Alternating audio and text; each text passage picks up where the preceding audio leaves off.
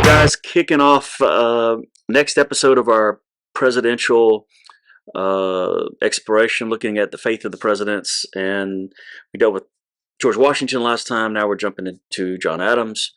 There's going to be some similarities, and then there are going to be massive differences because of the differences of the way they grew up, what's happening in the nation, all these other various things. But just to say, we jump states, right? Because Washington comes from Virginia, and John Adams comes from Massachusetts, Braintree specifically. Right. Right. And the next president with Thomas Jefferson, we jump back down to Virginia again, right?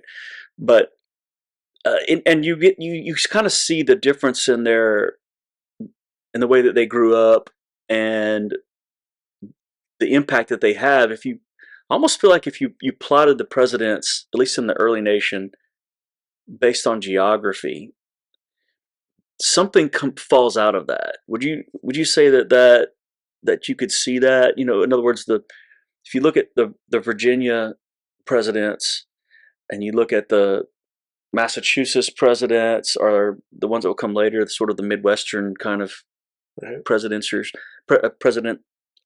terms, would you see that there's some inkling of a connection in that geography, or not so much? It's definitely a geographical connection to politics, for sure. Yeah. I would say that the connections between Adams, Washington, and Jefferson, they're all met at that Continental Congress. I mean, you know, that's a joining force for them. And then think about it.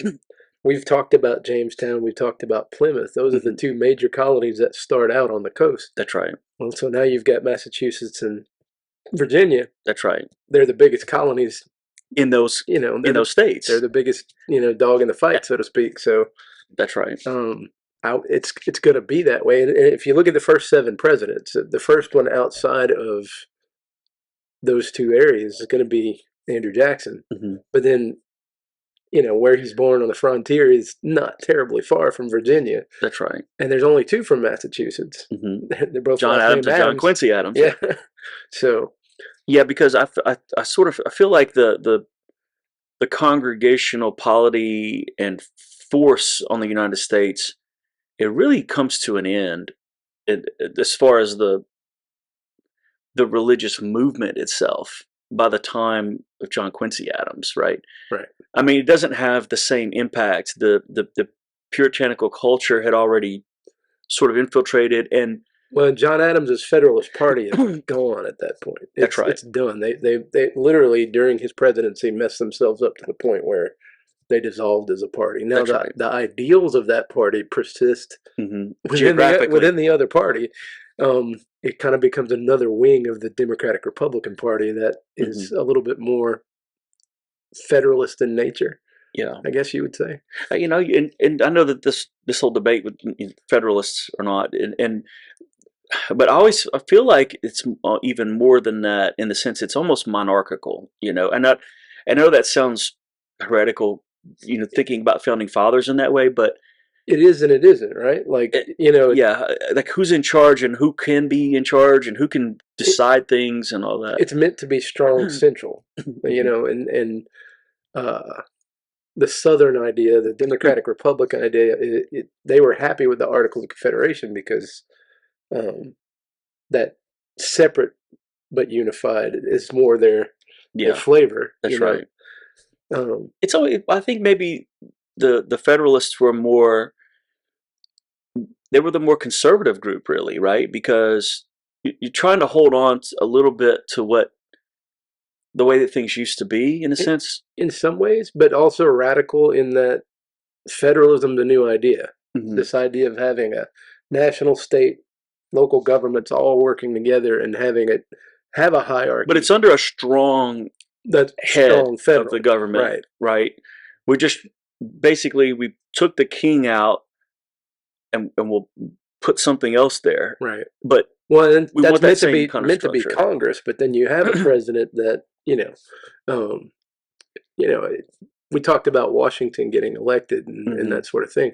It's interesting how influential John Adams actually is in all of that. Like, he actually is a catalyst toward a lot of those things. Yeah. And I think we're going to find when we start talking about it, John Adams as statesman prior to becoming president is epic.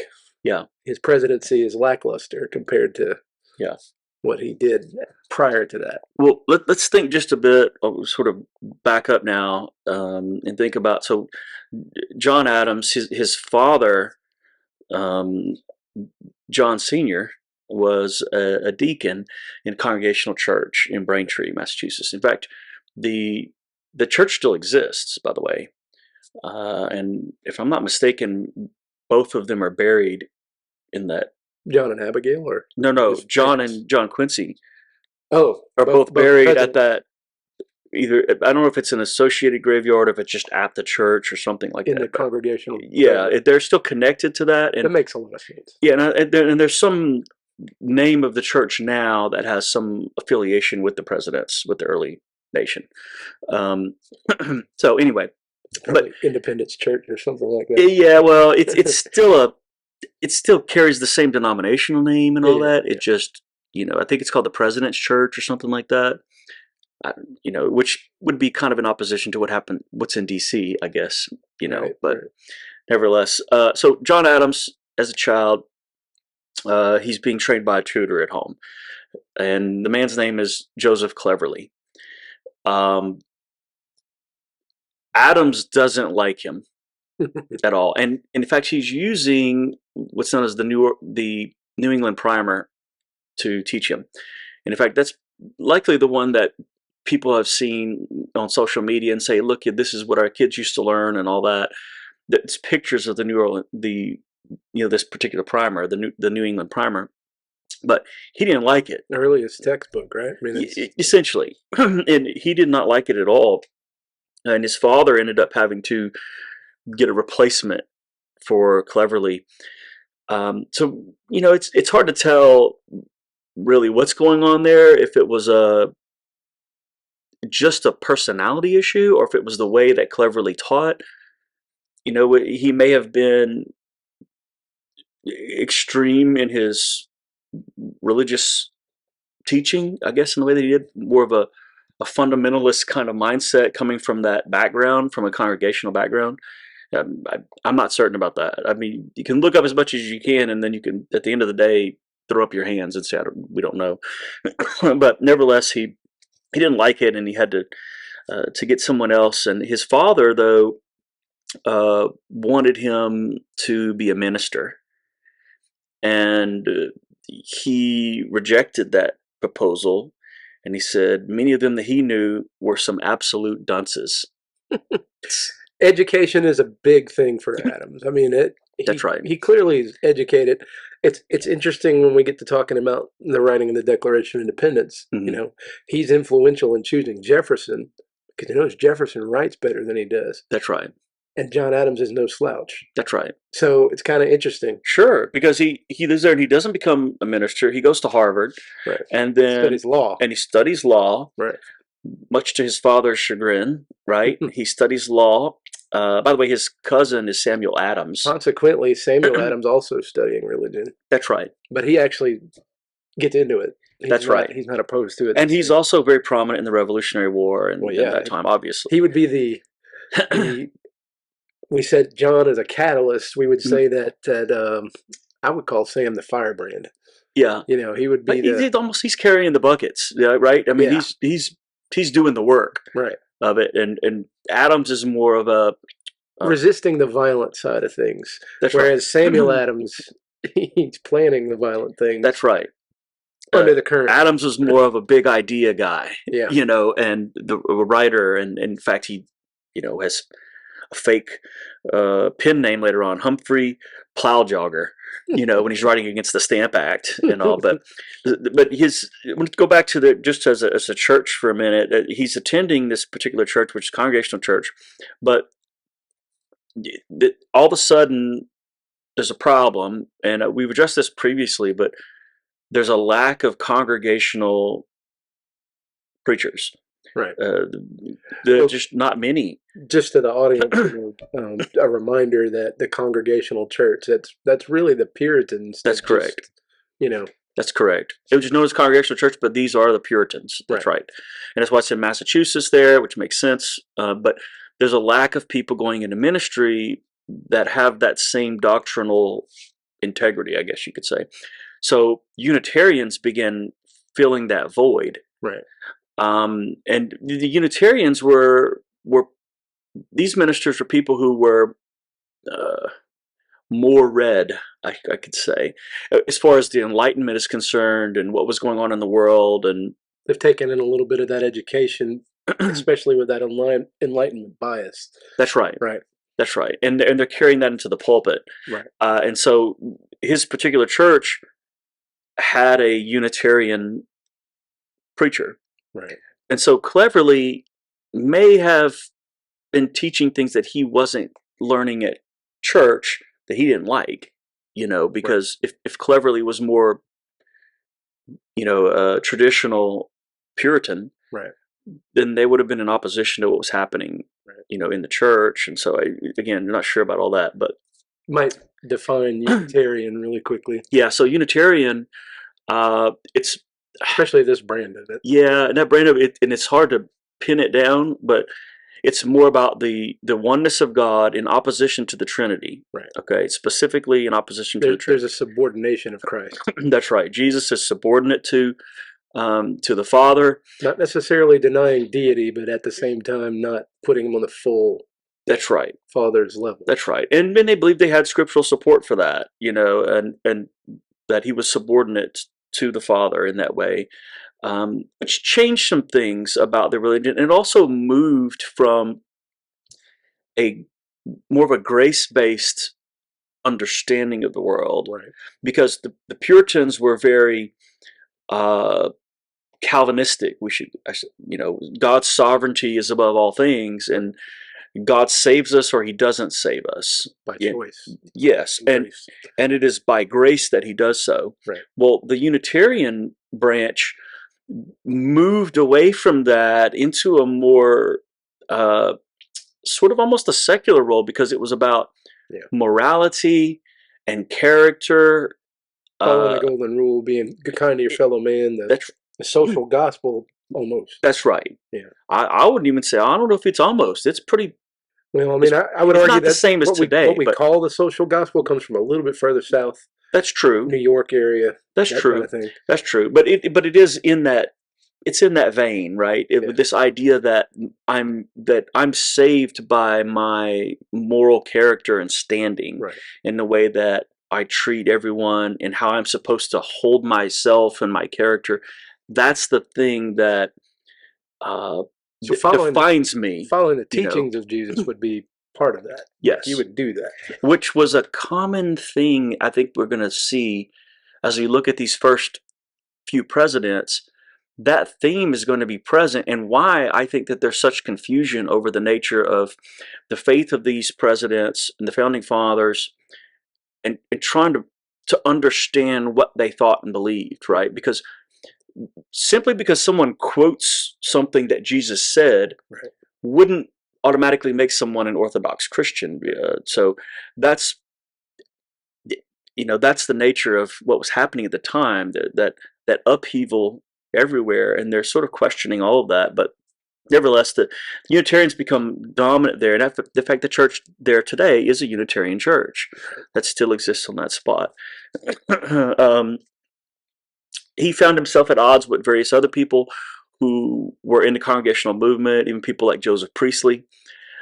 Priestley was well-known, mainly for the French, exactly, which that's going to haunt Adams all the way through his entire presidency and his loss. That's right. But because Priestley was more he wrote a catechism for the Congregational Church, which would have been expressing the doctrines that maybe he didn't like. Right. But isn't anymore. He's also Unitarian. He is. Yeah. He becomes that, and also, and because Priestley is very popular in many circles because he was sort of an inventor, a discoverer. He begins to understand like the oxygen molecule. And again, we're talking about the 1700s, right? Yeah, he's like a Massachusetts Ben Franklin almost. He is. And funny you mentioned Ben Franklin, because Adams and Franklin ended up with differences in opinion too about different things in Europe. But anyway, and that, Jefferson and Franklin, they're going to be of that support France kind of model, because they're both our ambassador to France. Well, Adams is sort of like hands-off kind of thing. He's the ambassador to Britain when he gets that job. That's right. That's right. So, nevertheless, he makes it through that, and he has there's a lot of stirring in him, I think, about religious things. He expresses thoughts that seem to say that he wanted to do moral, religious things in the world. Right. But he doesn't express faith in the same way that you would find, say, from an evangelical. Well, yeah, he's not out there saying, Jesus is Lord, and promoting it in that way. That's right. Whereas, Jesus said, "Do unto others as you'd have them to do unto you." He's all about that. That's right. So, and yet, even in the midst of a sort of a revivalism and awakening that's happening in the U.S., he didn't respond to that at all. Right. He maintained his. He may come off as a bit of a legalist at first. I mean, he's a champion of the law. Obviously, studied it, and he defends the soldiers from the Boston Massacre on principle rather than on opinion. That's right. And so let's think about then some of the stuff that happens in his life before he becomes president. Because even before becoming president, he had strong opinions about some of the liberties that actually we enjoy, and he helped to usher that in to make that possible later. Right.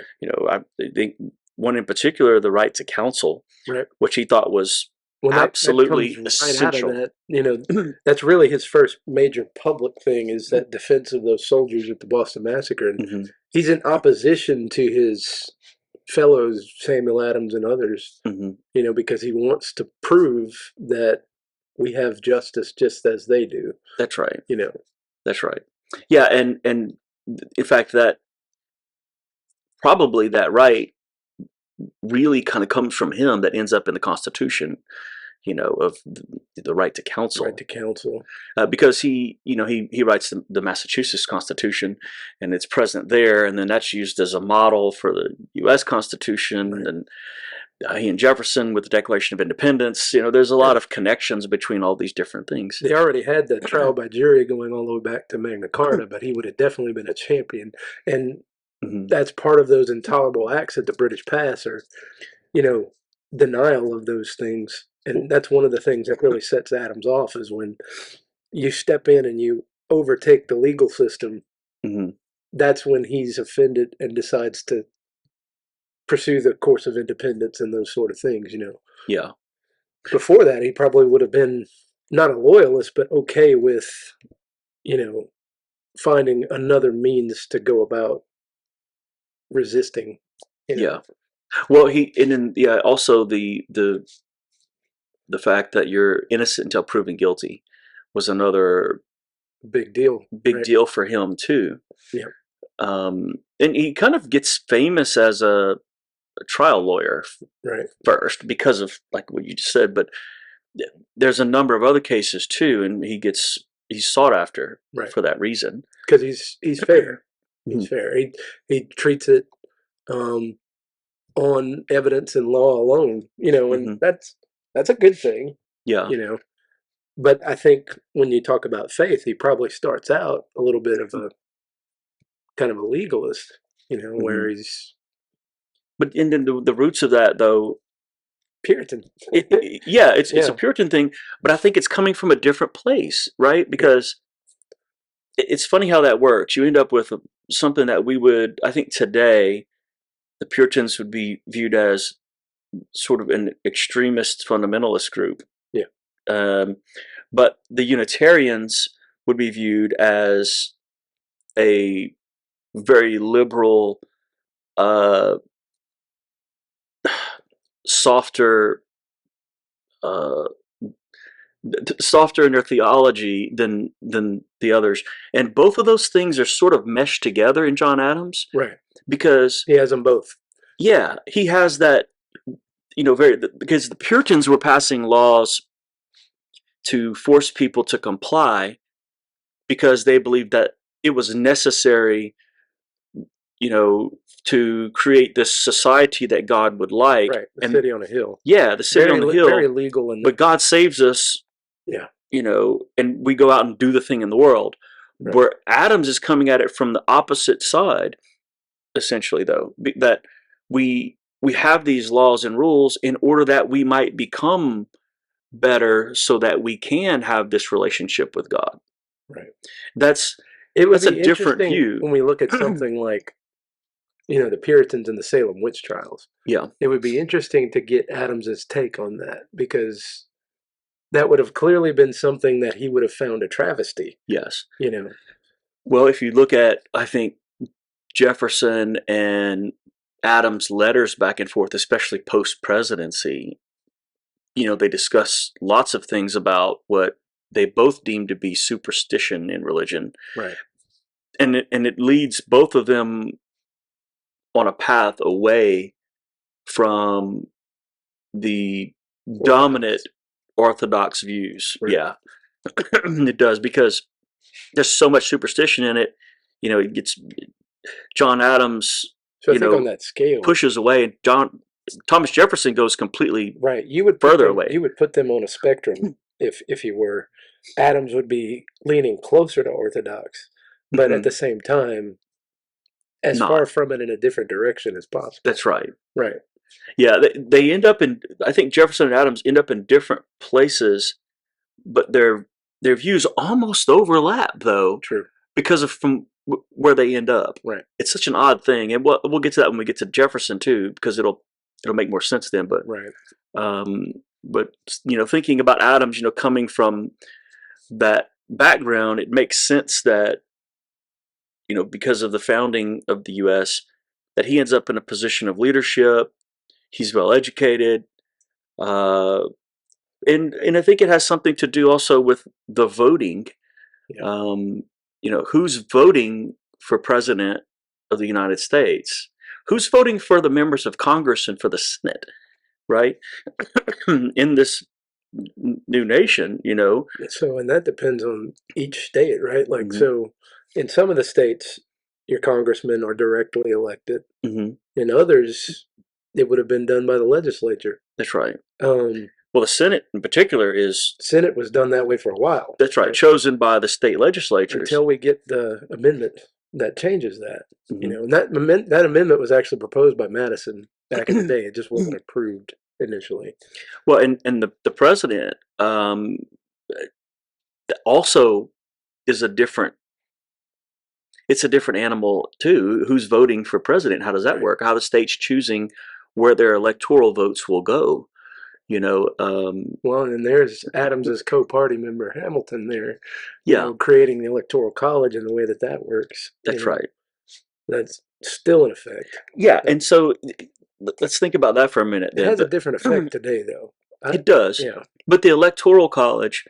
So originally, what do you think is the impetus for a Hamilton or an Adams supporting the idea of Electoral College? They would think that untrained, uneducated has no. How do you put this? Their vote would be superfluous. Like, you would, if they're not educated and they're untrained, they don't really know nothing. They don't really know anything about what they are voting for. Yeah. And so they needed a way to not disenfranchise them, but to minimize the effect of the popularity in the vote. Yeah. So I'd say by Andrew Jackson, it's more of a populist kind of. Oh, it's completely. It's it switches by that point. Right. But early on. Well, I mean, and you start out state caucuses being the dominant form of nomination, and then by the time you're to Jackson, you're looking at even a national convention of the party, where that's right. That's a big change. Yeah, that's a sweeping change that includes more people. Well, so the leadership then, right, is tiered, and when you end up with the people at the bottom. If I'm a I don't know, if I plow fields right. in Georgia. You're a farmer from Georgia. There, okay. Okay. What effect do I have on the presidency of the United States? I think that depends on whether you're a yeoman or a planter. I'm behind the plow. If you're a planter, you have some power in Georgia itself. If you're the yeoman farmer, that, I mean, just for those who don't understand that, probably a yeoman would own 0 slaves. A planter would have multiple. Yeah. And the planters had political influence. The yeoman 0. Yeah. And your political influence would have been in the local arena, essentially. Right. But those locals have influence at a higher level, and then that continues on up the chain. So, I mean, you would have senators from Georgia, you would have representatives coming out of Georgia, obviously, but they'd be smaller in number because of the population. They'd be one of the small states. That's right. That's right. But you're not thinking about going to cast a ballot for John Adams. No. Because that wasn't a thing. Whoever Virginia puts up. That's right. It's who Georgia's going to be like, okay, we're good with that. Yeah. Yeah. Yeah. And so it's just such a different mindset, I think, because when we're thinking about, free elections and the way that things work now, they weren't even in the same category, honestly. I mean, they've changed so much. Well, and I think in 250 years, we were just talking about that just a bit ago, right? This year will be 250 years since the Revolutionary War. Right. April 19th will be the anniversary of the Battle. That's right. So we're not far out. We're a couple months out from a 250-year anniversary of the beginning of the Revolutionary War. Right. Yeah. It's pretty wild. Yeah, it is. And over that time, a lot of things have changed. But and I think Adams, he likes that, well-educated people, as you said, would be the ones making the decisions, because you can't have the masses do it. He didn't want that. I mean, he has some specific quotes about that, and they are something. Right. He believes the masses should have rights, but in a different vein than what Jefferson would say, right? Jefferson would tell us that the masses should make all the choices, right? Rule of the majority is perfectly fine with him. Rule of the majority is not okay with Adams. Right. Adams would look at it as you're leaving minorities out. Which, in a way, that's a good position to be in, because you need both. And it is embedded in the way that we do business as a nation still. Right. It's the idea that the minority is the one protected. And with that in mind, what the Electoral College that Hamilton created does today, if you think about it, the voice of the small state is still heard. Yeah. Because of that. That's right. That's right. But I don't think he would have, I don't know that he would have thought it was the way that it works now would have still been. It's different. Yeah. Decidedly different. It is. Well, and I think what we were kind of hammering around, we didn't actually bring out, is universal white manhood suffrage, which in Adams's day doesn't exist. That's right. Even all the way to rich white landowners that's who could have any sort of, if you could vote, that was who could vote. I believe isn't it the 1826 election? I think it is.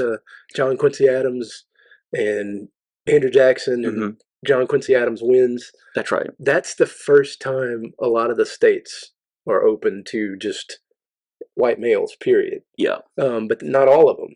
And that flips We have more of a general election rather than the states taking more of an active role. Right.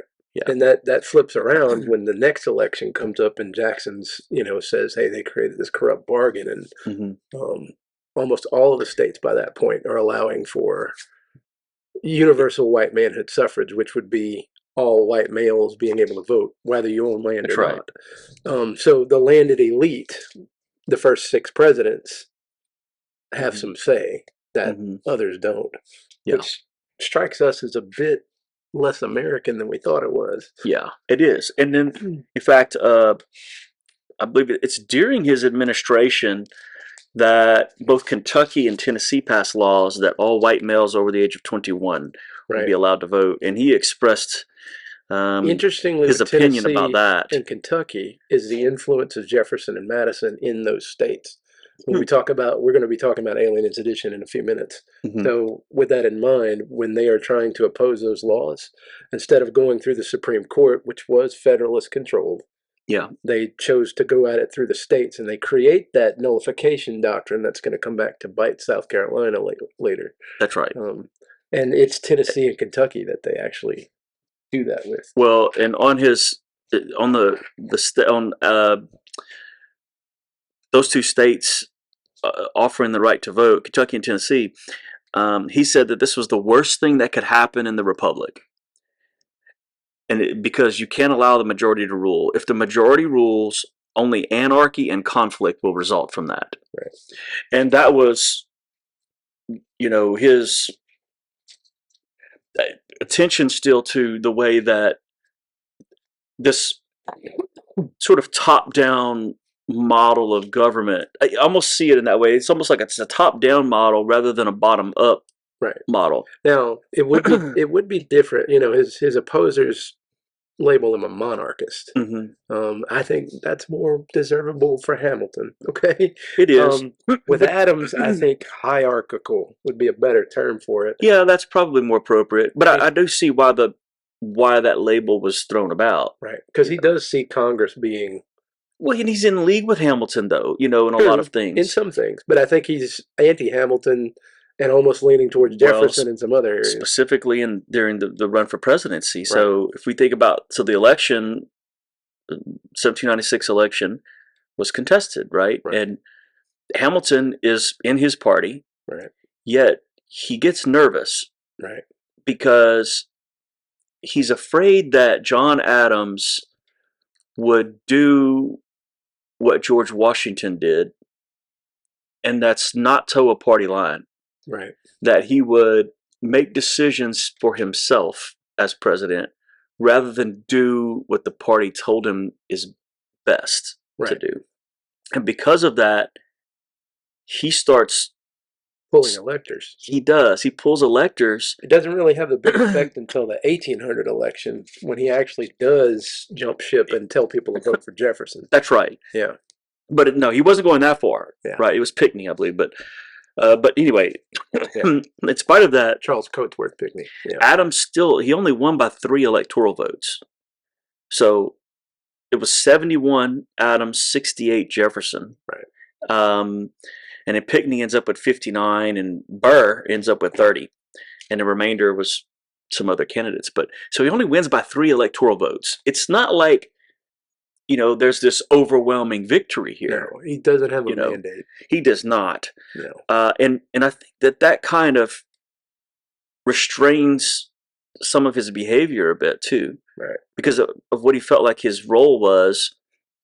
Because Adams, even though he had become Unitarian, he did still have that view that it was his birthright to be a leader.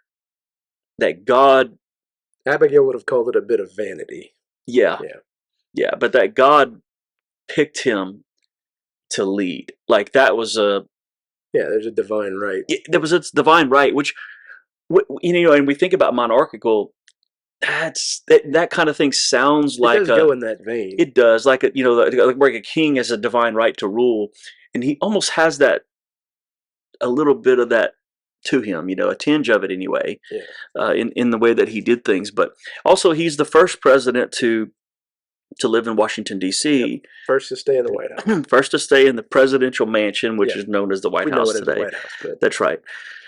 And he took the oath of office. Though it was painted gray at the time. By the Chief Justice of... That's right. Chief Justice of the Supreme Court, whose name was Oliver Ellsworth. Mm-hmm. And we don't really know much else about his inauguration. There's a lot to do over Washington's Bible and all that. Right. Even though the second inauguration, we have no information about whether there's a Bible present or so help me God or anything.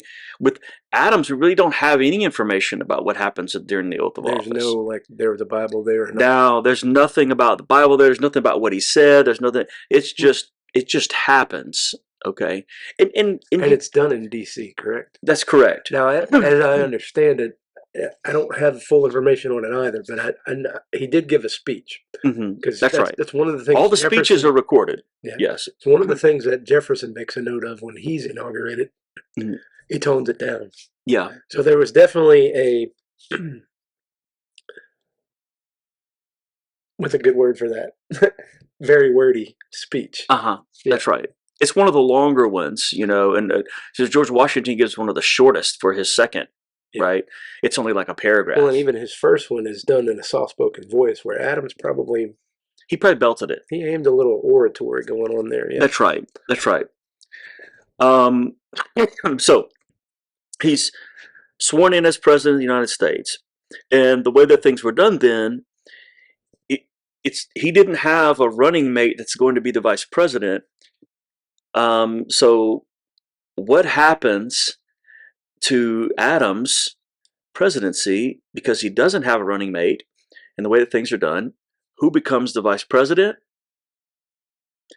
Thomas Jefferson. Thomas Jefferson. Because when they would vote, the second place person would gain the vice presidency. That's right.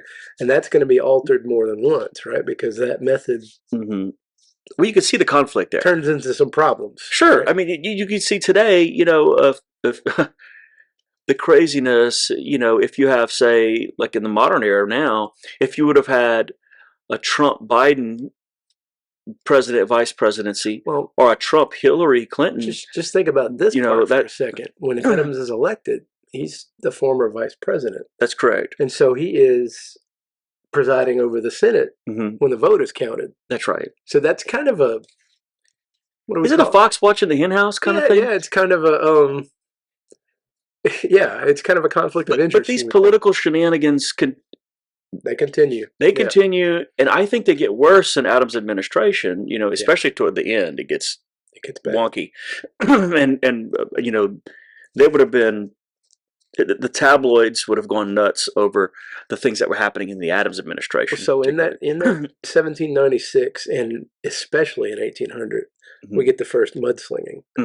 That's right. Now they're not doing it directly; it's being done through the press. That's right. But they're labeling Jefferson as a godless atheist, and that's right. The other side is calling Adams a monarchist. That's which right. I would say a lot of that is their labeling of him, whereas it's not as much. Whatever sticks.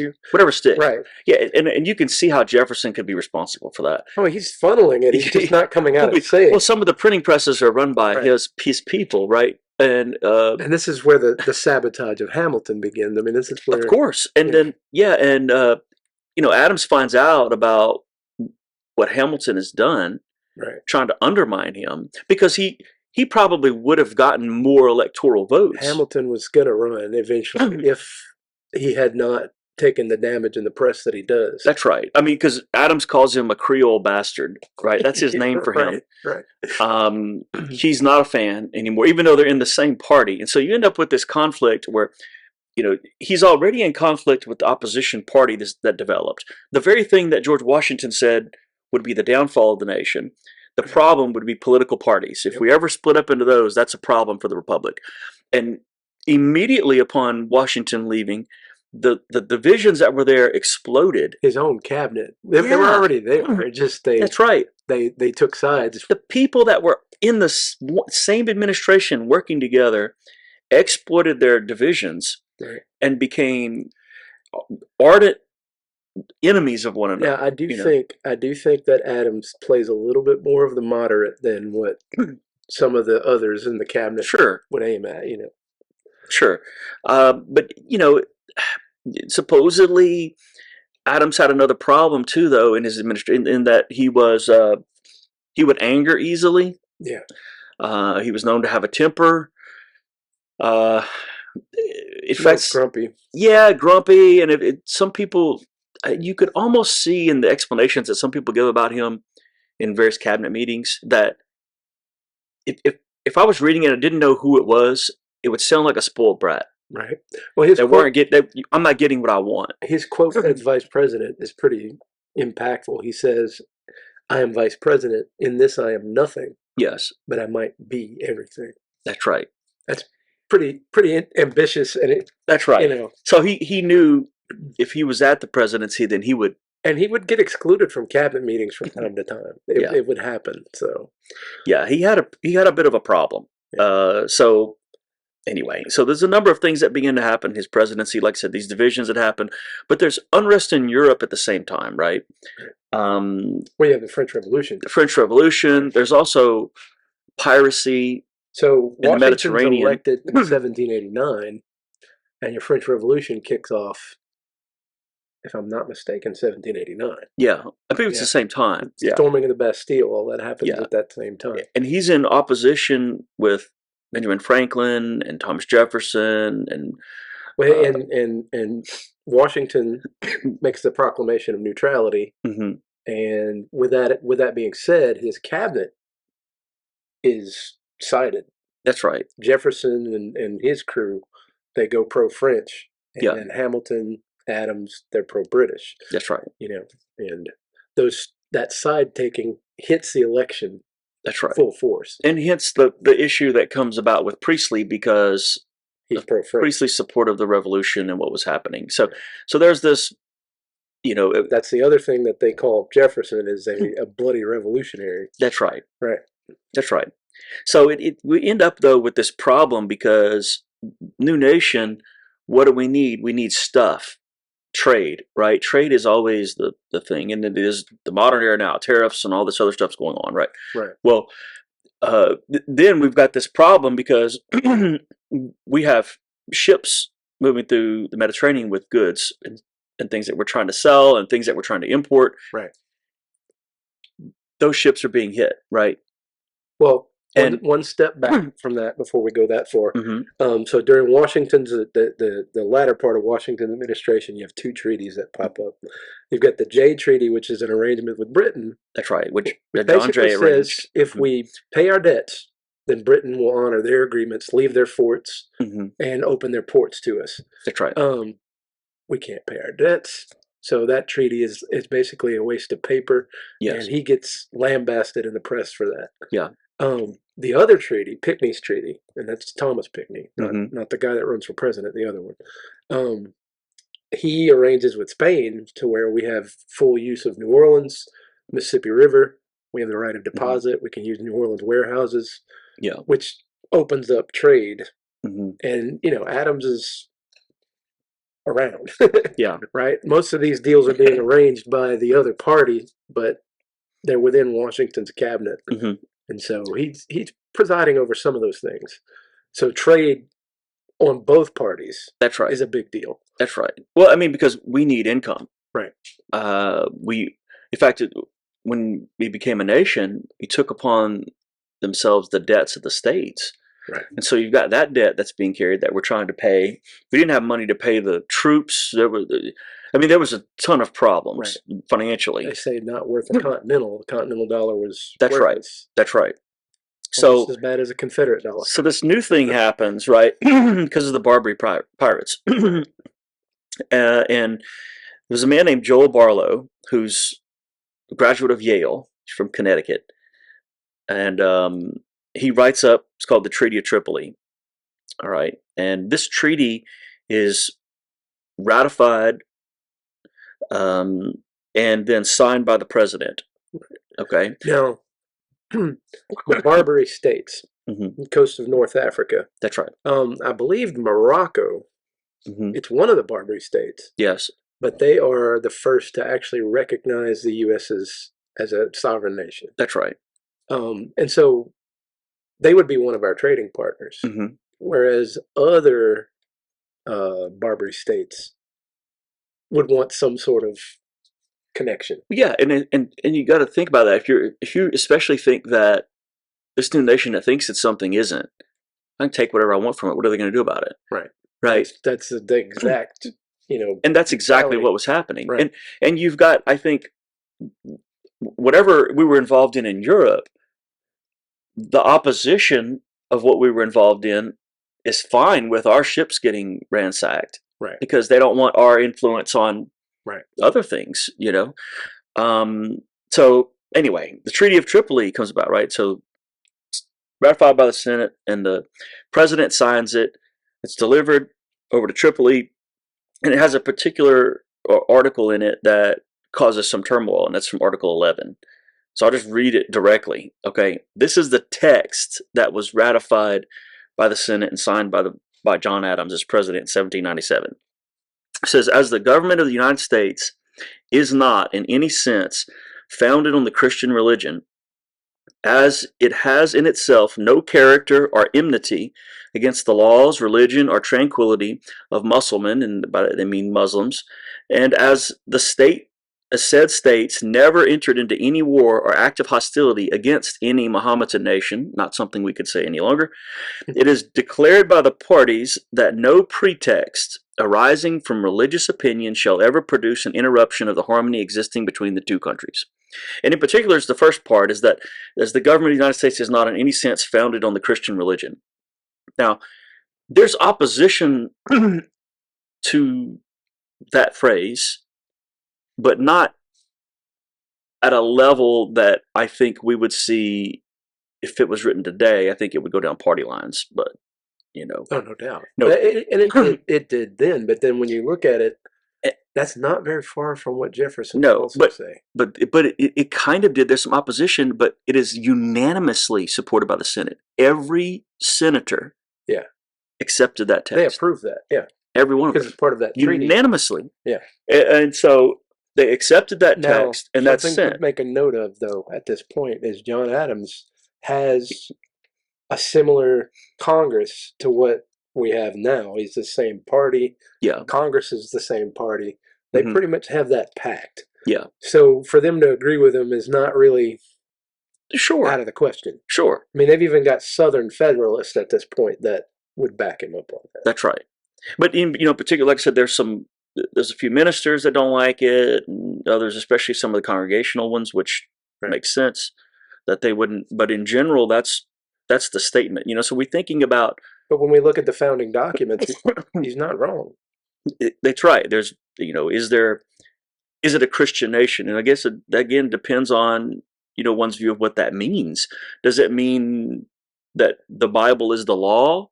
Does that mean that a particular Christian doctrine is infused? Or is it, there's a lot of, it's a vague notion is the problem. They talk about Judeo-Christian ethic, right? Mm-hmm. And it's hard to argue. I don't disagree with that. It's hard to argue that that's not there. That's there. But if you start looking at like the Declaration or you look at the Constitution, it never mentions God by name. No. It's providence, their creator, their maker, their providence. That's right. Which is a very secular way to talk about God. It'll capitalize providence. Sure. Which, that's fair. Sure. But it's deliberate. It's in the same way that they literally cut out of the Declaration an article about slavery. Mm-hmm. Jefferson was going to accuse King George of forcing slavery upon us. Mm-hmm. And it's not really true, but it would have ended slavery on the spot. Yeah. They take it out for two reasons. One reason, obviously, the Southern delegation would have resisted. But the other reason was they didn't want the word slavery anywhere in the document. Yeah. That way, in the future, they could see the writing on the wall. Yeah. When slavery no longer exists, it wouldn't be in the document. It was sort of like we know this thing is going to happen. Right. But we're going to pretend for the moment like we don't see it happening over here. And we're not going to use our founding document to make it happen. That's right. We're going to act out in a way like, we're going to let it happen because we know it will, but we're not going to say that at home. Right. Basically. Right. That's what they did. But anyway, so that Article 11 there is kind of a harpoon into the idea of Christian nation. Right. But, there is some opposition to what I just said. Right. And what people say, which in my opinion makes absolutely zero sense, but I'll repeat it anyway in case somebody else wants to argue about that. But if the Arabic version of this treaty, which has to be in Arabic too because they signed it, the claim is that the Arabic version that Joe Barlow wrote doesn't have this exact wording, that there's some differences in there that would have made some doctrinal, theological, political difference. What do they say it translates? It's hard to say because I don't know Arabic. Right. That's the problem. I mean, surely it's been back translated though. Sure.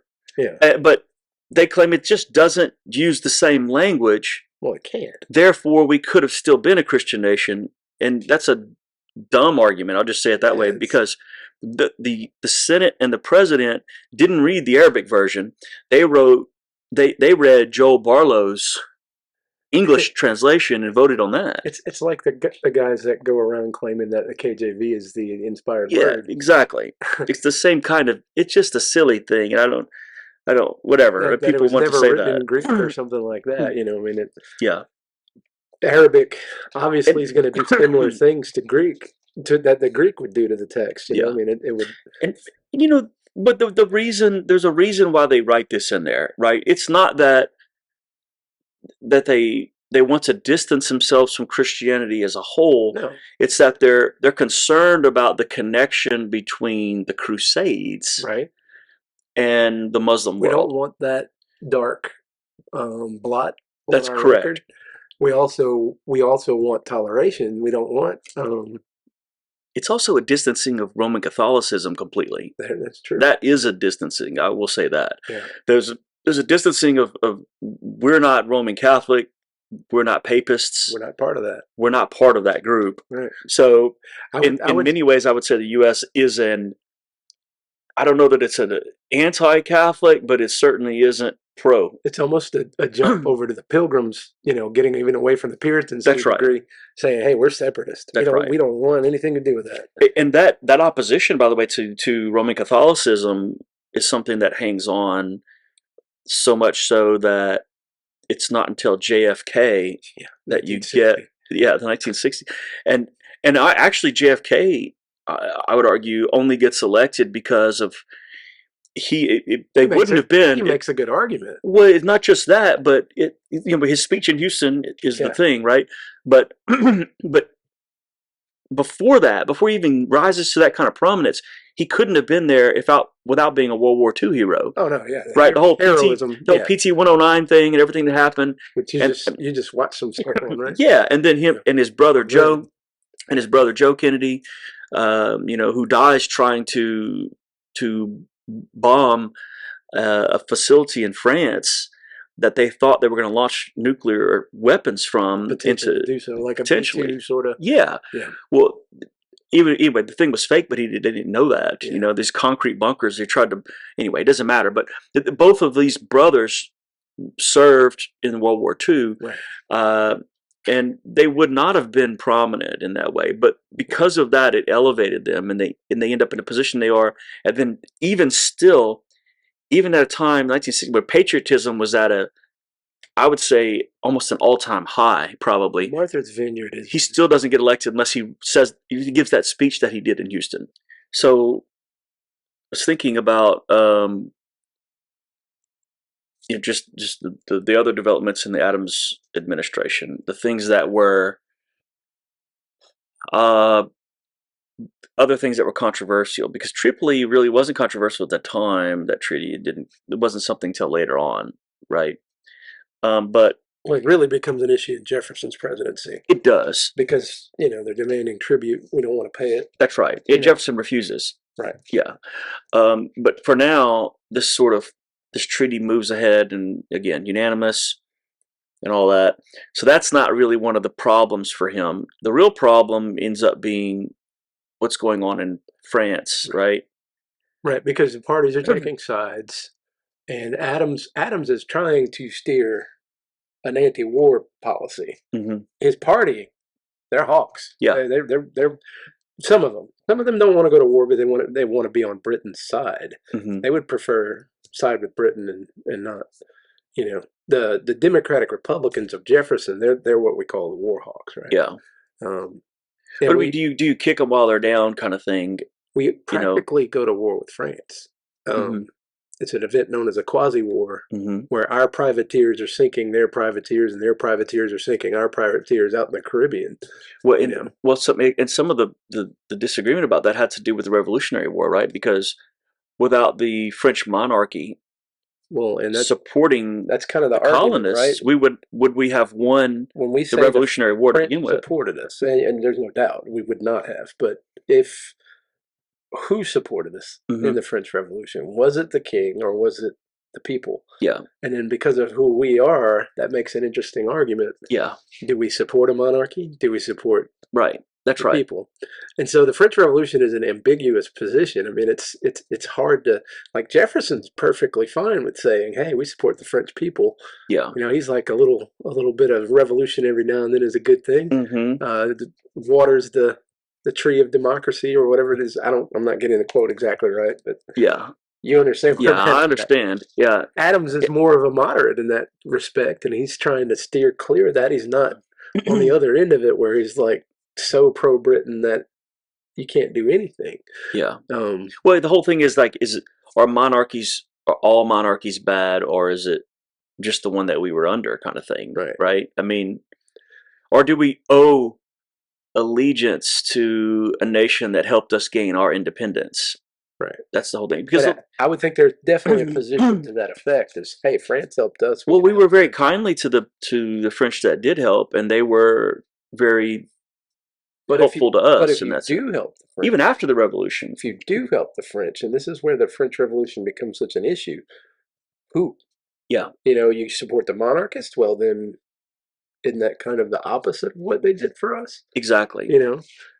So that's it is a weird situation to be in, but nevertheless, the monarchy loses their heads. Right. So monarchy loses their heads, and then potentially a lot of nobles, and even the Marquis de Lafayette runs into some problems. That's right. He does survive. Who was absolutely helpful for us, Marquis de Lafayette. So all of these elite people in France are the ones who, in fact, helped. Our old boy Thomas Paine was scheduled to be guillotined. That's right. It didn't happen. He managed to get out, but he was. Yeah, and he's writing, you know, like The Age of Reason and various other Common Sense and all this other. I mean, he's writing a bunch of stuff at the time that the leaders of the U.S. are reading, the Founding Fathers, right? People like Thomas Jefferson, who's well read, you know, Adams. Most people probably at the time would have read Thomas Paine, I think. Anybody in Philadelphia, when it was released in January of '76, that's right, would have run into that. So, with the French thing going on, again, this is back and forth. Congress actually wants him to go to war. He doesn't want to. So, going back to, we'll keep doing this, but it's okay. Keep going. We go back to Washington. He passes the Neutrality Proclamation. Right. Washington says we're going to steer clear of European entanglements. And then Congress backs it up with the Neutrality Act. That's right. Okay. So Adams is pro-Neutrality Act, I would say. I mean, he's there. That's right. He agrees with Washington and wants to keep that going. And so the quasi-war with France, we got to talk about a little incident. It involves letters X, Y, and Z, right? That's right. So I don't know if we should go back to what's called the Citizen Genet affair, because that's actually during Washington's presidency. But there's an incident where a guy from France comes over and he's attempting to barter for ships and mercenaries and all of those sorts of things to go and fight the war over in France. Essentially committing espionage on U.S. soil. He eventually gets, pretty much kicked out. And that, I don't remember the full resolution of that deal, but that goes into Adams's presidency, affecting what's going to happen later, because we go to France looking to come to some sort of trade agreement, trying to resolve the idea. Stepping back a second, all along, both Britain, who's at war with France, has been impressing our sailors on the seas. That's right. They've been denying us access to ports. They're not in a positive trading mood. No.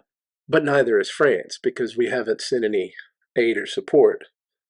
And so John Jay gets sent over to facilitate their entire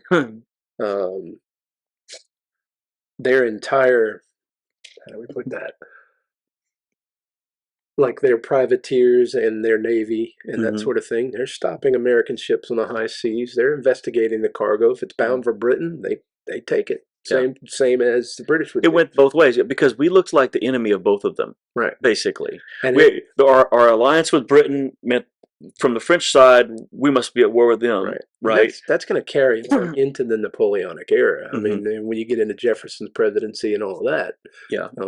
But with that in mind, we go to France with emissaries attempting to barter for some sort of trade agreement that can get around all this sort of thing. Yeah. And instead of meeting with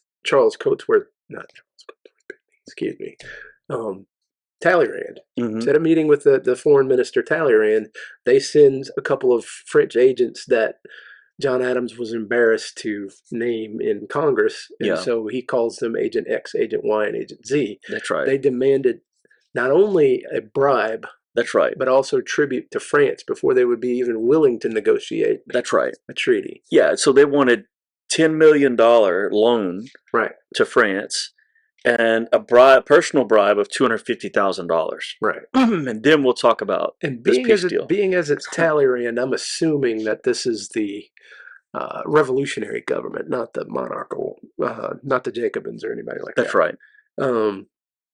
So this is not even necessarily the part of France that Adams would have wanted to back in the first place. That's right. And so it ends up as an embarrassment for Adams. That's really kind of how that goes down. But that's what sparks the Quasi-War, where they're fighting in the Caribbean. And so, moving from that, then we end up with an interesting act that's passed. Right, four of them. Yes. The Alien and Sedition the potential of war was there. And so this is where the words clear and present danger develops, right? And so you're worried about spying, espionage. You're worried about like subversion and all that sort of thing. And the potential of war with France is very, very real, I think. Even though we call it a quasi-war, the potential was there. Yeah. Like had the wrong catalyst set off, we might have been at war with France. Yeah. And so there's these four laws that are passed. They're known collectively as the Alien and Sedition Acts, and I really couldn't name all four necessarily. You probably have it. Yeah. So it was partially, it was sort of it was looking like a build up to war is what it looked like, right? But without actually doing it, right? But some parts were done. But there's four parts. The Alien Friends Act, right? That's the first one. The Alien Enemies Act, the Naturalization Act, and the Sedition Act. Right. Three of those don't exist anymore, but one of them still does. The Alien Enemies Act. The Alien Enemies Act, right. And but so the Naturalization Act increased the time required to become a U.S. citizen. It was 5 years. 14. It moved it to 14 years. That's a lot. Congress does have the power to do that, so I'm not going to harp on that one as being unconstitutional in the same way. Well, they set the naturalization rules. That's right. So there's nothing wrong with that necessarily. There isn't, but most everything went away when Jefferson came into power. 14 years, that's a ridiculous amount of time. It's a long time. Yeah.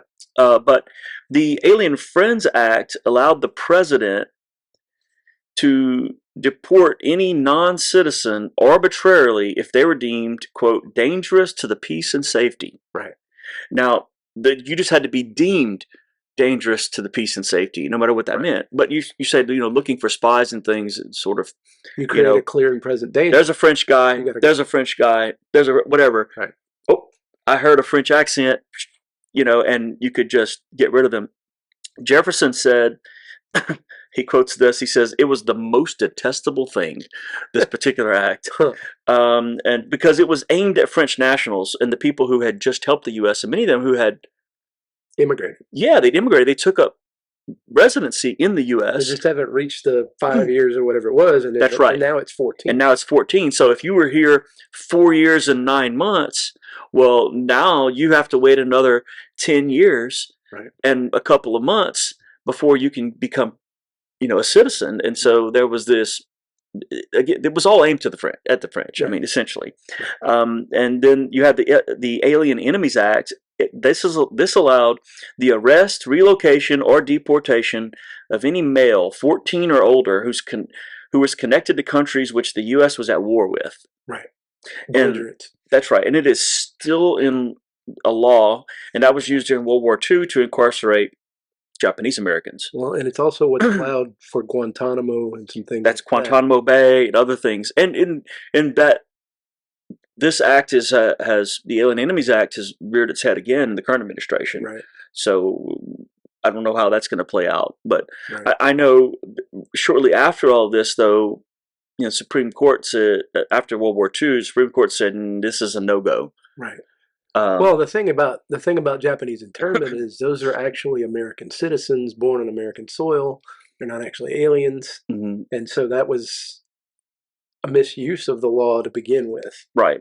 I think the current idea behind you just had to have ancestry. That are currently here without permission and committing crimes would be an enemy of the state, so to speak. And I think that's why they're trying to use it again.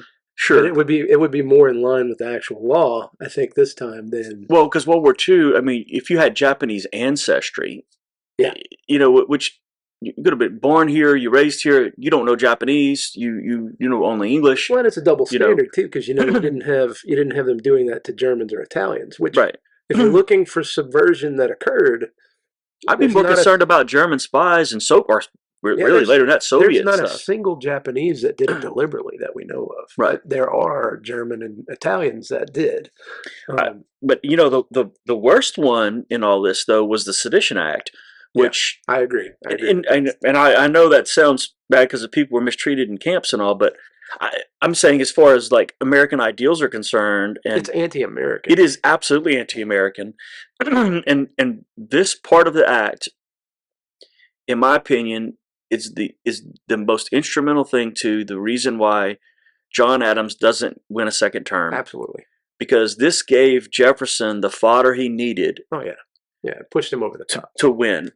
Because the Sedition Act criminalized false or malicious statements made against the federal government. Yeah. Journalists, reporters, and newspaper owners who were critical of the Adams administration were prosecuted, fined, and convicted under that act. They were saying that speech that presents a clear and present danger. That's right. Speech. Yeah. You could say, I don't like what Adams did.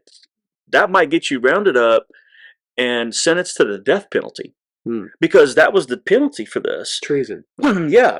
Treason. Madison and Jefferson drafted resolutions claiming that this act violated the First Amendment guaranteeing free speech. And those resolutions are in Tennessee and Kentucky, too. That is correct. Right.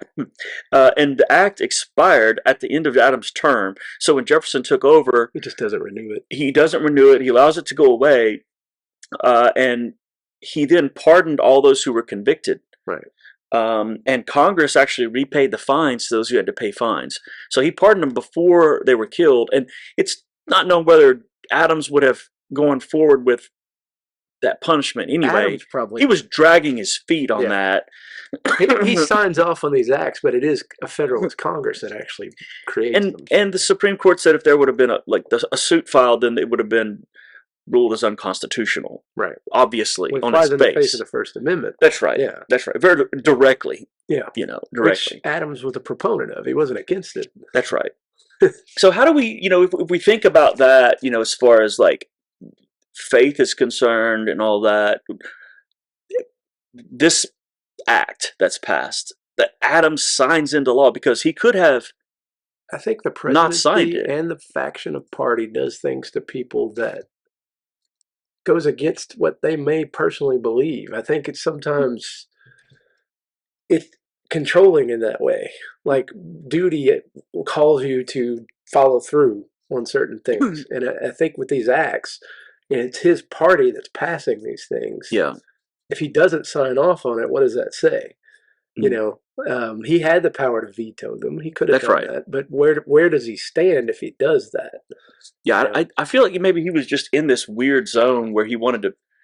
Well, remember, he's for the law, right? That's one of the things he says, and so he goes forward with it, but maybe not willing to enforce or carry it out. Right. Well, they do arrest a few people. They arrest them. I mean, they go all the way through trial. They're convicted. There's a man named Callender who's in jail for the full term of that. Yeah. But they're literally convicted. I mean, again, many of them the death penalty. But he pardoned all of them. I'm sorry, Jefferson. Adams pardoned them the day before the election. 1800. Right. So a little too late. Yeah. It was too late at that point. Yeah.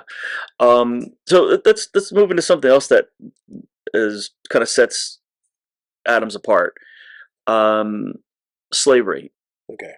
Of the first, I think, is it 12? I think it's of the, but I know it's of the first quite a bit. There's only 2 presidents who didn't have slaves. Yeah. The last names is both Adams. That's right. It's John Adams and John Quincy Adams, his son. Neither of them ever owned a slave. Did Van Buren had some? I'm pretty sure it's the first 10 or 12 presidents. Okay. So it's all of them. Well, he's Dutch background from. Yeah, but it may be a little bit less than that. But if my memory serves, it was up the first 12 or so. But I know it's quite a bit. It's up toward 10. Yeah. But they all did, except for, like I said, Adams. Now Adams gets a pamphlet that he receives from a Quaker abolitionist, and the man's name was Warner Mifflin, and he wanted Adams to advance the cause of abolition in government. So John Adams responds to him. He doesn't just ignore a letter. Like most time you think, well, you write a letter to the president, you just ignores it and chunks it. This is a good point to bring Franklin up, right? Yeah. Because Franklin's the president of the first anti-slavery society. That's right. And that really does get rolling in Pennsylvania. Mm-hmm. And so being in Philadelphia, being in Philadelphia in the early parts of the war, and then later on into Washington's term, I would say that influence would have been pretty strong on Adams. Yeah. Yeah. Well, but Adams' problem, the more that I think about it, I'm certain it's the first 12. Yeah. The first 12 all had slaves other than these 2. Yeah. But so he stops short of abolition, and he essentially brags that he didn't own a slave. Right. And he refused to.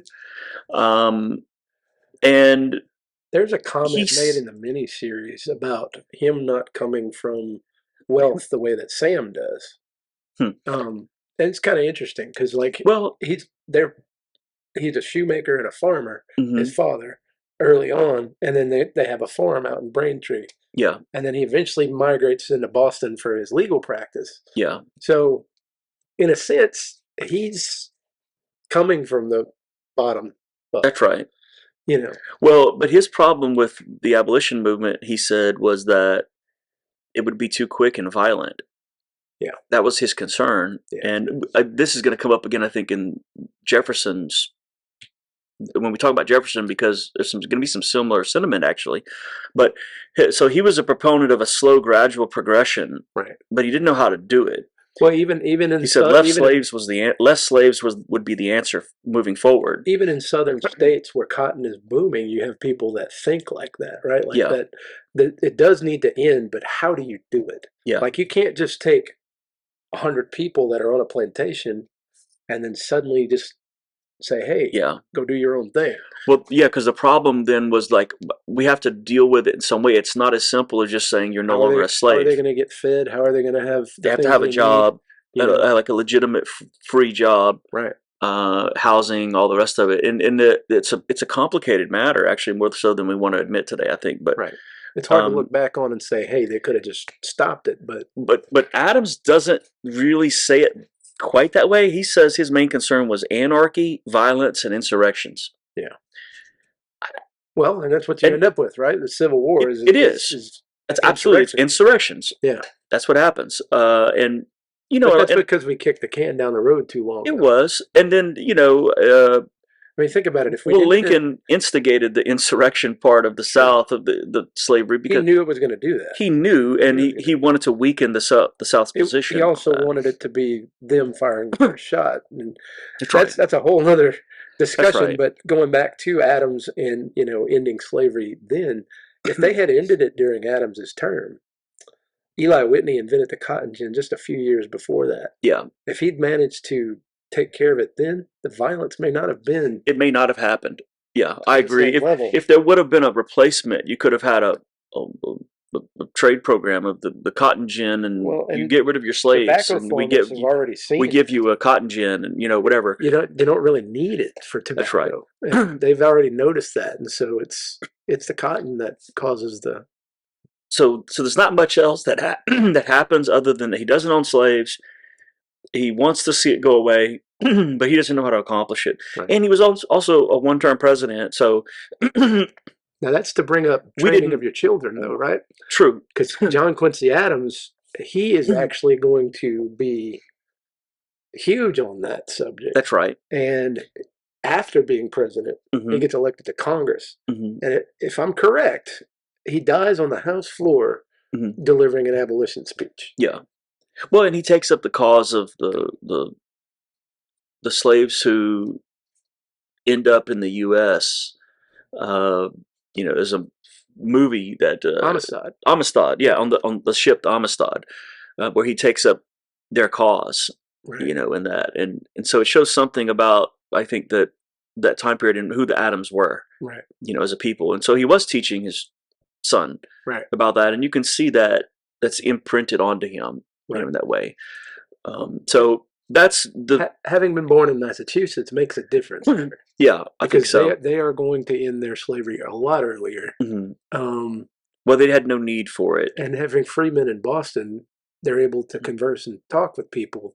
Sure. And realize that, hey, the slaves are people. That's right. Especially, you see people, once education was made available for freemen, they're able to talk with them, and especially John Quincy Adams is able to do that. See, Jefferson's encounter with slavery is a lot different. He's born to it.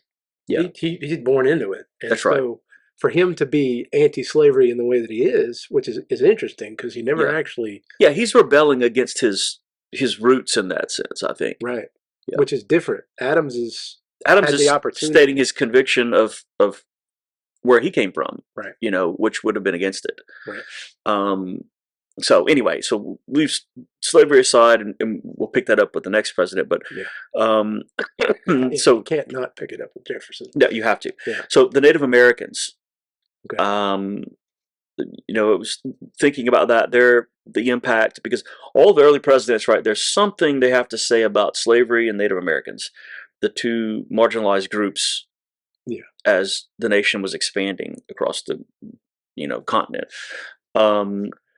During his presidency, the Oneida, the Mohawk, and the Senecas ceded the remainder of all of their land in New York to the U.S. They had nothing left. Is there a unfortunate treaty that takes place for that? Yeah. So or was it a willing move? So it's interesting, and it kind of, because see, Washington sets the ball in motion. He says we're going to treat Native Americans like they're their own governments.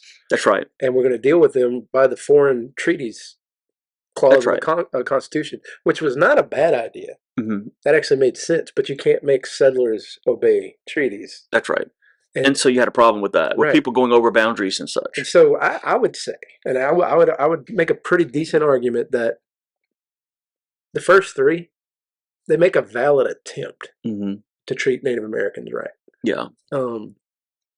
But circumstances being what they are, there's no way to contain them. And I'll read a quote yeah. from John Adams that he writes to the Cherokee, because they were also forced to. Is this during his presidency or post? During his presidency. Okay. So Eastern Tennessee, you got to go. You got to move. Okay. Yeah. So the boundary line was drawn incorrectly or something. I don't remember the exact nature. Right. But there was a problem, and there were colonists complaining. Yeah. And then the Native Americans were complaining, and there was this issue. And so he's like, well, it's too late now. They ended up with the Treaty of Tellico. Okay.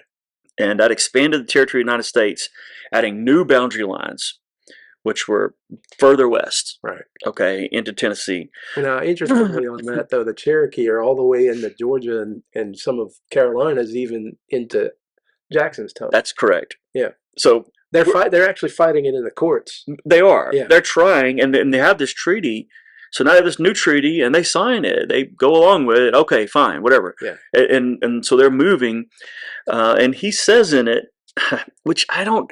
It's hard to know how to take him in a letter because it's sort of like looking at a text, right? Somebody's emotion in it. But he says this specifically: the United States and the Cherokee Nation enjoy a, quote, sincere friendship. Okay. Yeah.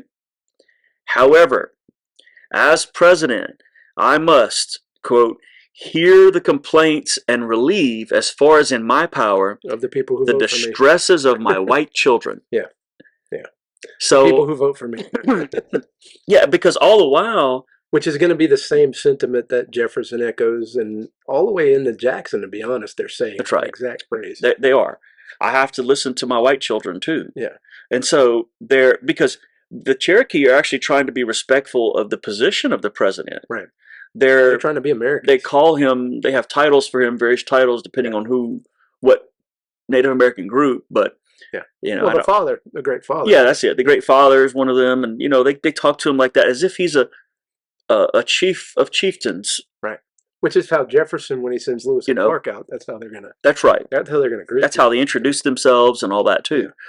So that's that's what's happening on that front. To go back on him a little bit for background in Massachusetts and the Native Americans, we went in our discussion on Plymouth and all of that.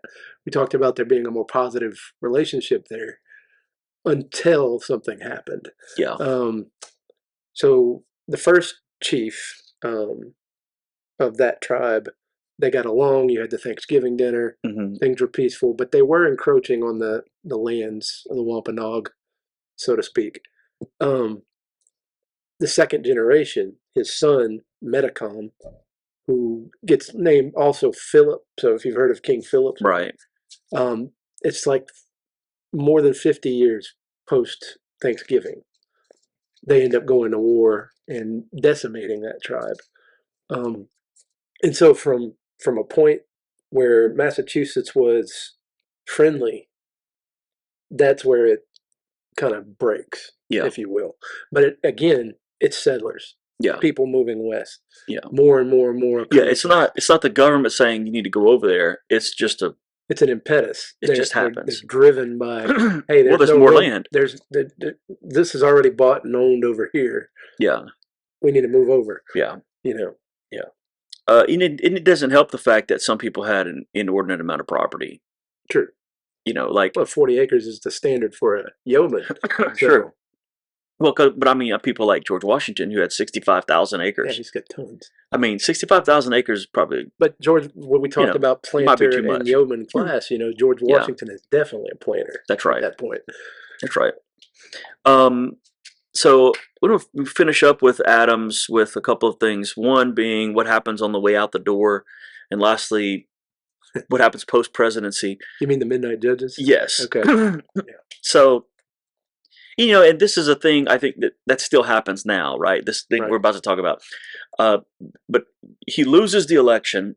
Yep. Jefferson is going to be president. So Adams, on the way out the door, decides this is the best time to make my impact.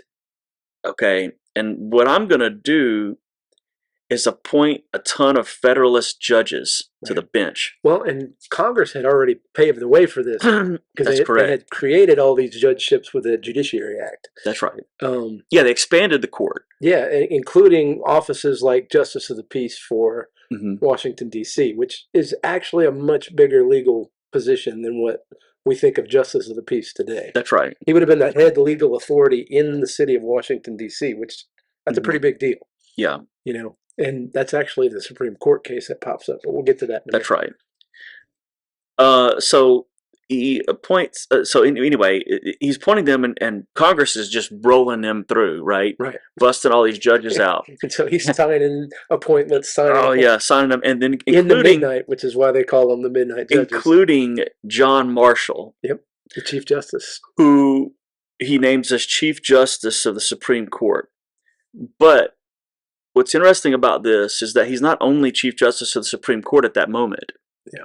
He's still the current Secretary of State. Holding two offices. Yes, both offices at the same time. Right. Which you can't technically do. No, but he did it for months. So you can see the writing on the wall of the problem that's going to create. You need to bring up one thing real quick. Yeah. So we haven't said this yet, but the Constitution and how presidents view the Constitution. Mm-hmm. Jefferson, widely known to us as the most strict constructionist. Mm-hmm. The Federalist Party tends to be the other way. They tend to be loose construction, where right. The implied powers of the government are present, right? Yeah. And so that's what Adams is using here. He's obviously using the implied powers of the government to try to attack the court. The court's supposed to be impartial, and yet he's picking people specifically that have his view, which is totally how they do it. That's right. It's still done that way today. It's still done that way today, right? And this is only the second president. This is president number 2. Yeah, and we're already there. Yeah, because this is the thing that George Washington was warning about. Right. And his vice president becomes president and does the thing that he doesn't think should happen. Right. And the thing, by the way, that Thomas Jefferson, who is the vice president for Adams, doesn't think should happen. Right. Right? Because he thinks that judges should be impartial and not partisan. Right. In fact, Jefferson is going to go on to say that you should impeach Supreme Court justices who are too partisan. When they are, they're going to, who is that judge? They rule him out on, they basically prove him insane. That's right. There are some impeachment. People don't think about impeachments. No, we only think about it for as the president, but right. But you could impeach any federal office. And we've actually done that. And that has happened. Yeah. That's correct. But he appoints 42 new judges. All right. Wow. That's a crazy amount in a couple of weeks. Right. Well, being a legal guy, he would have known some people, though. So that, I do give him that at least. That's right. But here's the other kicker. All right. Which that legacy also lives on until today. Prior to this time, so during Washington's administration, for instance, Supreme Court justices served at most about 2 years. Yeah. By choice. Yes. Yeah. You'd serve a couple of years. You go back to your legal practice or whatever it is. You just serve for a little while. Constitution doesn't give a prerequisite on them. That's correct. Yeah. John Marshall ends up remaining in that position for 34 years. Yep. Battling what he said was the soul of the Union. Arguably, though, in the way that Washington creates the presidency, John Marshall creates the office of Chief Justice in the way that we see it. That's right. In a good way, not in a Federalist way. In fact, his ruling on this case is what sets the tone. Exactly. So here's the funny thing about it. So Marshall was Thomas Jefferson's second cousin. Oh, well. Yes. So the way they write to each other, that's funny. They knew each other. That's funny. It was his second cousin. Yeah. Didn't make a difference. They were absolutely mortal enemies. And in fact, it's Thomas Jefferson that calls these people midnight judges. Yeah. He's the one who comes up with that term, right? Well, because he has the appointment. Many of them, some of them got their appointments, but many of them, there's a stack of appointments on the desk at the White House. That's correct. And that's the real issue here. They want Jefferson to tell Madison to deliver. That's right. And Jefferson's like, Madison, don't deliver this. That's right. So you have all these midnight judges. That's correct. And this issue is the first real battle that involves the Supreme Court, essentially. I mean, a real turmoil, You think about it, previous Supreme Court, John Jay was a Chief Justice. And they're not even using him as a legal, they're using him to go out and make treaties. That's right. Which is weird. And the way the Supreme Court was done is like your district, you had like a assigned district and you handled some of that stuff yourself and you moved on. It wasn't what we look at today is like this panel of judges who were up there to make the law of the land. John Marshall creates that, essentially. No doubt. And with that, the law that he's governing on is the Judiciary Act. That's right. Which the Constitution gives the Congress the power to create inferior courts. The only one that does not give them the power to create is the Supreme Court itself. That's correct. It does give them the power to define that Supreme Court, but it doesn't give them the power to do anything else. There will be a Supreme Court, but that law creates all of the inferior courts, the circuit courts of appeal, the district courts, all of that stuff. Yeah. Even the oddballs like the maritime courts and those things. Well, so here's the other thing. So as you stated already a bit, but So all these appointments are made, they're confirmed, and they end up back on Adams' desk, which he has to sign, and he does. And then they're supposed to be delivered. Yeah, at least he addressed them all. He did. He did manage to finish that. But here's the kicker why this ends up being an issue. He refuses to attend the inauguration. Oh, wow. Of Thomas Jefferson. So the second president is refusing to attend the inauguration of the third. And because they showed up in town, he leaves early. And that's why he leaves those appointments on the desk, expecting that, as you said, Thomas Jefferson, Secretary of State, would handle those. Yeah. But here's the funny part about it. John Marshall was the Secretary of State. He could have delivered these things. Right. He doesn't. Right. So he doesn't. They're sitting on the desk. Well, they waited too long. They waited too long. Yeah. It was the midnight judges. Yeah. And so, as you said before, Thomas Jefferson then says, we're not delivering that. Forget that. And this whole Supreme Court case will come. We'll talk about that with Jefferson, I think. Yeah. Because that's during his term. Yeah. Marbury versus Madison. And because, it's whether or not James Madison has to deliver these appointments or not. Which is interesting because you got the fourth president. There is. Or whether they're valid even if they're not delivered. And that's really what the case. Right. That's what happens in this case. But anyway, this political division turns into absolute chaos at this moment. So that's the exit of Adams, all right, which he's not happy about, thinks he's going to change the world by appointing these judges, and he actually does change the nation because of it. He changes the Supreme Court anyway. The appointment of John Marshall is such a big deal. That's right.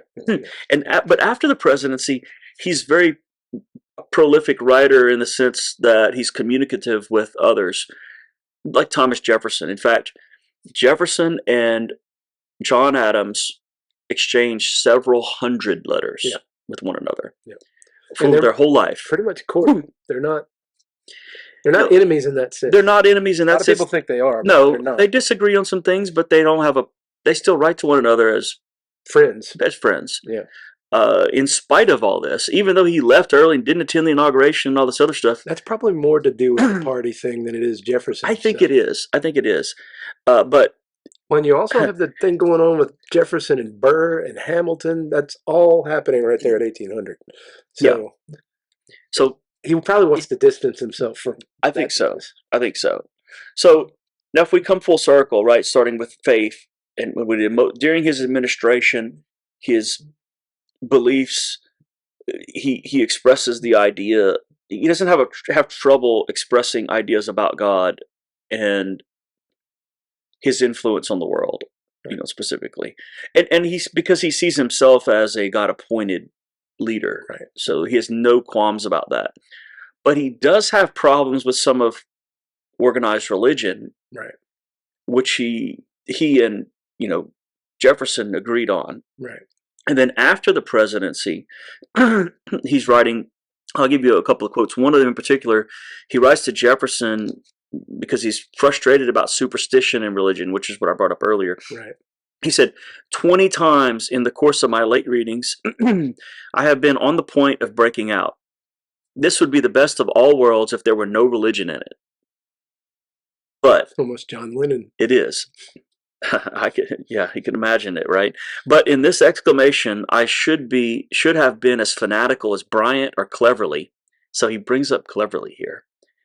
Somebody he disagrees with. That's right. Without religion, this world would be something not fit to be mentioned in polite company. By that I mean hell. So he has this. It's a backdoor comment. It is. Yeah. He's. You can see that he has this sort of halfway house of his distrust and dislike of organized religion, right? And he wishes it didn't exist. But at the same time, if it didn't exist, he feels like the morality and the character of the world would be such that you wouldn't want to live in it anyway. Notice one thing: we never label Adams. We've yet to say the word deist. You don't.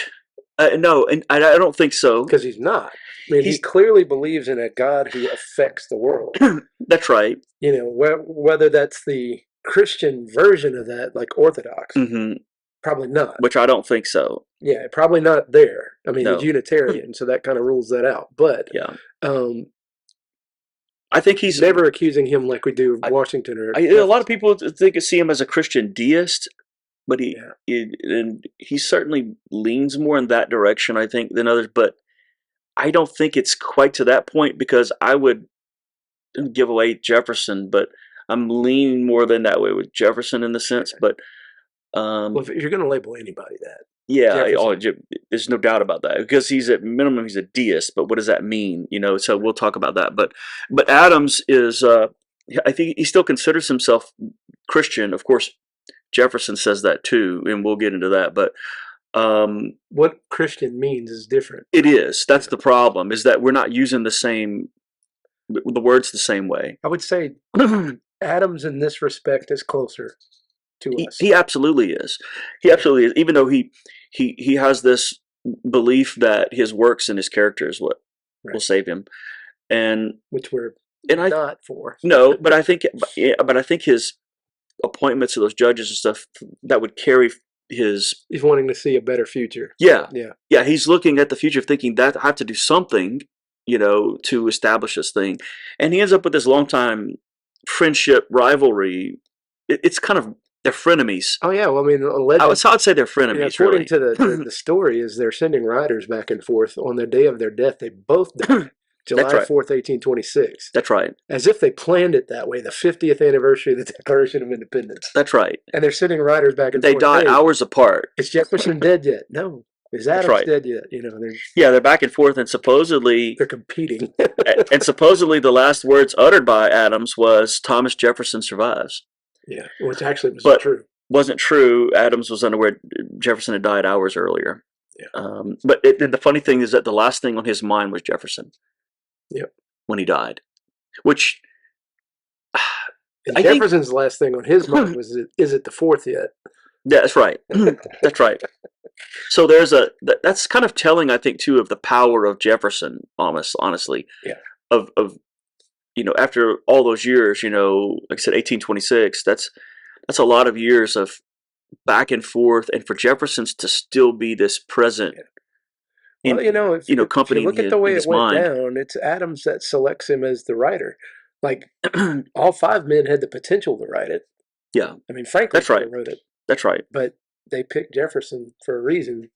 So. Well, in Adams, his, if we sort of wrap him up and put a bow on him, I think it's his speeches contain not just echoes of the Bible, but direct quotations. Right. When he's addressing the nation, he has letter after letter concerning his faith in God and the pursuit of the knowledge of God, the rules of life that he gets from God. In 1807, he wrote to Benjamin Rush, saying the Bible contains the most profound philosophy, the most perfect morality, and the most refined policy that ever was conceived on earth.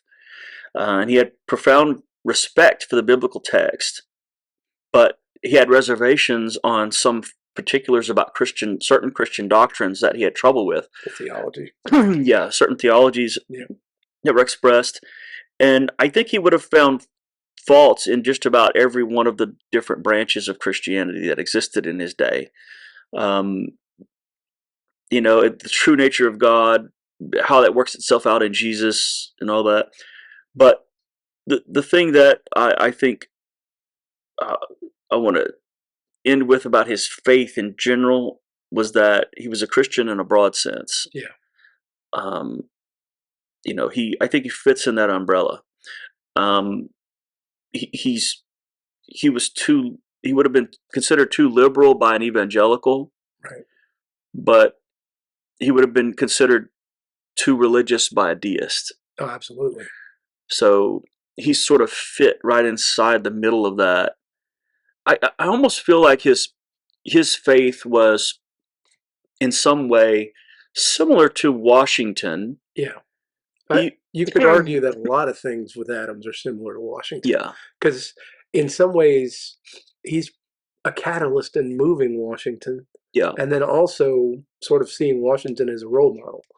Yeah, that's right. It was similar to Washington, and the funny thing about it, though, is there are differences in geography and upbringing, right? Right. With Washington being from Virginia and Adams coming up in the tradition of the Puritans in Massachusetts. But they almost overlap one another.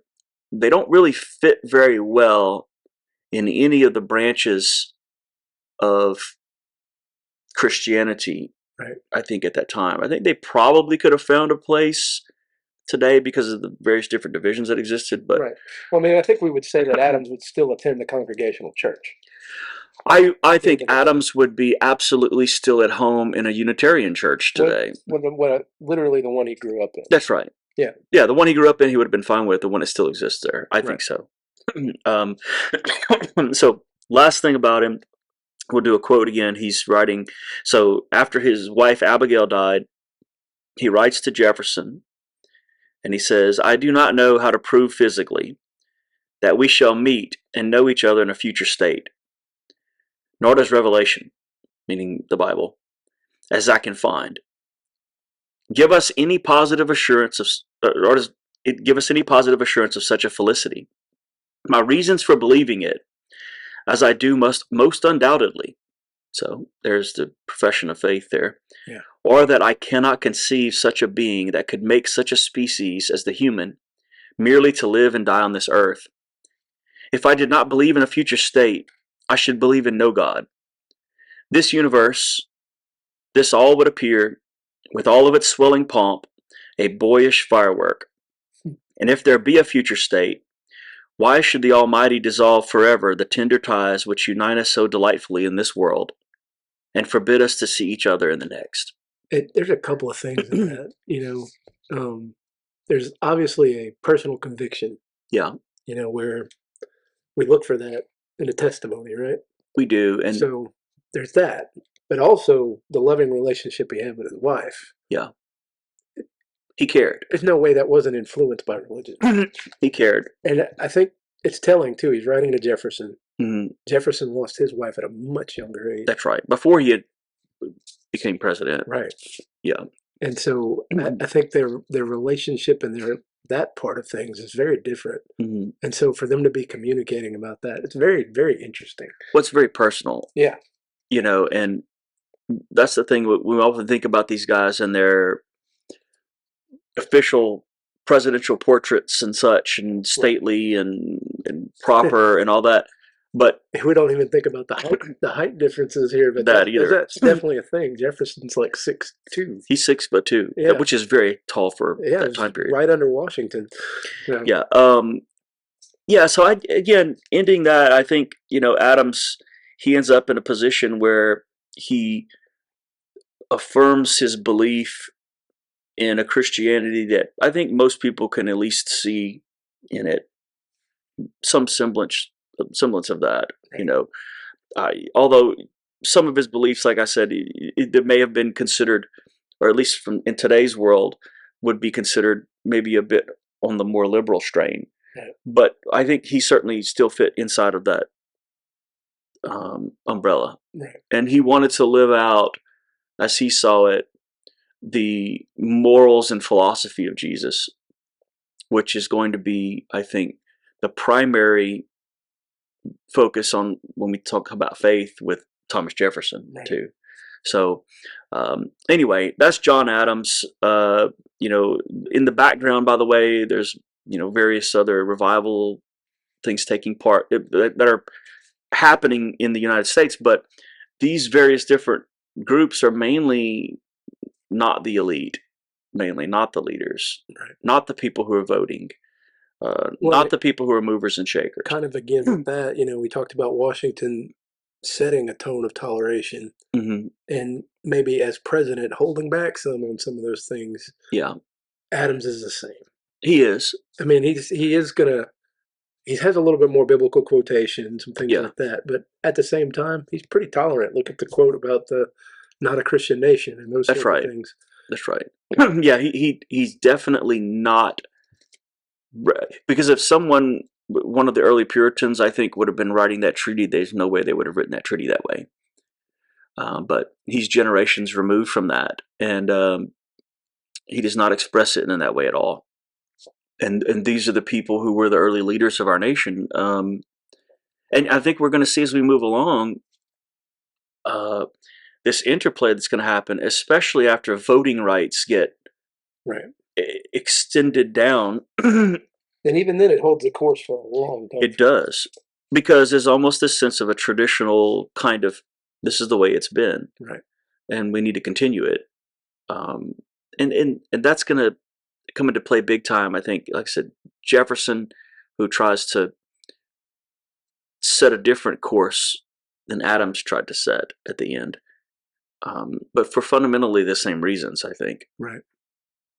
So, anyway, I think we're going to wrap that up and put a bow on it and call Adams done. That's right. Tie that up. So if you enjoyed today, please give us a like. If you haven't subscribed already, go ahead and do that, please. See you guys next time.